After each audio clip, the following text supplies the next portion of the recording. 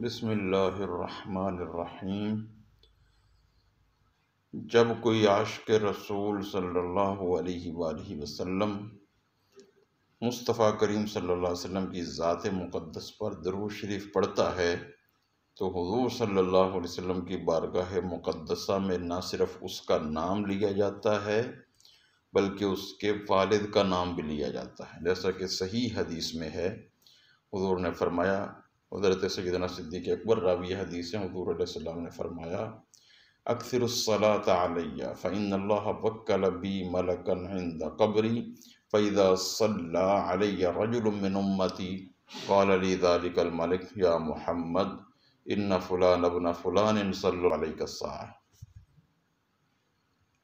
حضور علیہ السلام نے ارشاد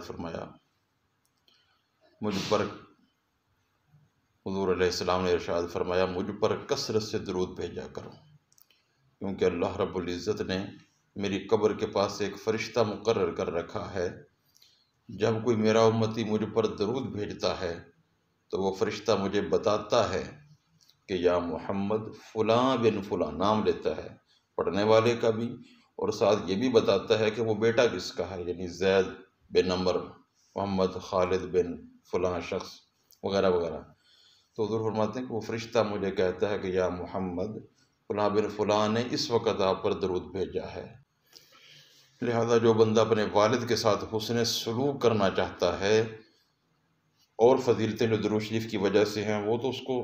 یقیناً حاصل ہو جائیں گی، لیکن ساتھ یہ بات کہ جو والد کے ساتھ حسن سلوک کرنا چاہتا ہے اس سے چاہیے بکثرت درود و سلام پڑھے، کیونکہ ہر مرتبہ درود شریف کی برکت سے اس کی اور اس کے والد کی بارگاہ رسالت میں حاضری لگ جاتی ہے۔ اللہ رب العزت ہمیں اپنے والدین کے ساتھ حسن سلوک کرنے کی توفیق رفیق نصیب فرمائے، آمین یا رب العالمین، بحرمت سید العالمین۔